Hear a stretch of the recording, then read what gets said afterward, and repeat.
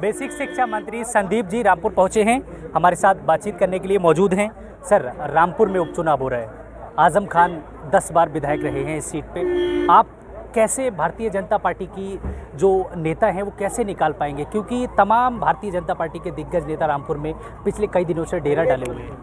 देखिए, भारतीय जनता पार्टी पूरी तरह से सकारात्मक माहौल बना करके चुनाव को लड़ रही है और पिछले समय में किस तरह से परिस्थितियां रहती थी, सपा के शासन में किस तरह से जनपद में परिस्थितियां रही हैं, ये हम सब लोगों से छुपा हुआ नहीं है। किस तरह से चुनाव को जीता जाता था, ये सारी चीज़ें लोग, जहां गुंडा राज पूरी तरह से कायम हो चुका था, इस तरह का हमारा जनपद हो चुका था। आज हमारी ये विधानसभा, रामपुर की विधानसभा, पूरी तरह से गुंडा से मुक्त होने की ओर आगे बढ़ चली है और मुझे लगता है कि भारतीय जनता पार्टी का एक नया इतिहास यहाँ पे लिखा जाएगा और इस बार हम सब लोग, पूरा संगठन मिलकर के चुनाव लड़ रहा है। भारी बहुमत से यहाँ पे भारतीय जनता पार्टी की विजय होगी। अच्छा, आजम खान इस सीट पे 10 बार विधायक रहे हैं, क्या लगता है आप लोग कैसे इस सीट को जीत पाने में कामयाब होंगे सर? देखिए, सकारात्मक दिशा में हमेशा आगे बढ़ना चाहिए और पूरा संगठन सकारात्मक दिशा में आगे बढ़ रहा है। पिछली परिस्थितियों में जिन तरह की परिस्थितियां जनपद में रही, यहाँ विधानसभा में रही, हम सब लोग जानते हैं। जिस तरह से मैंने बताया कि गुंडा राज यहाँ पे कायम रहा, आज गुंडा राज को पूरी तरह से समाप्त करने के लिए हम सब लोग आगे बढ़ चले।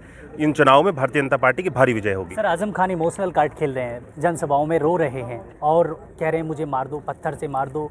50 से ज़्यादा घर ऐसे हैं जिनके दरवाजे तोड़े गए पुलिस के द्वारा।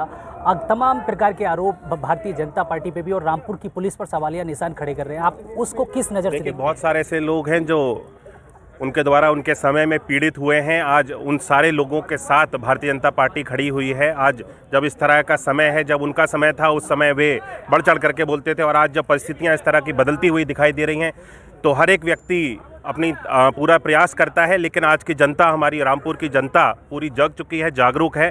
मुझे लगता है कि आने वाले समय में भारतीय जनता पार्टी भारी बहुमत से चुनाव लड़ेगी। मेरा एक अंतिम सवाल हो रहा है। शिवपाल यादव ने कहा है कि हमारी सुरक्षा हटा भले ही दी गई है, लेकिन हमारी सुरक्षा अब जनता करेगी। क्या लगता है शिवपाल यादव का क्या वो है स्टेटमेंट? आने वाले समय में ये सारी चीज़ें, चुनाव है, ज़्यादा समय बचा नहीं है। मुझे लगता है कि जिस तरह से हम सब लोग देख रहे हैं किस तरह की परिस्थितियां हैं, समीकरण सारे बदल रहे हैं। आने वाले समय में भारतीय जनता पार्टी के पक्ष में जिस तरह से पूरे प्रदेश में जनता जुड़ी है, हमारी इन उपचुनाव में भी सारी जनता भारतीय जनता पार्टी को समर्थन करेगी। क्या कारण था सर शिवपाल यादव की जो सुरक्षा कम की गई है? देखिए, वो जो भी कारण रहे हों, मैं उनके पर यहाँ पे चर्चा नहीं कर सकता, लेकिन कुछ ना कुछ ऐसे कारण रहे होंगे जिनको लेकर के ऐसा निर्णय लिया गया है। और मुझे लगता है कि हम भारतीय जनता पार्टी समाज के हित में, जनता के हित में हमेशा कार्य करती है। आगे भी हम सब लोग समाज के हित कार्य करते रहेंगे।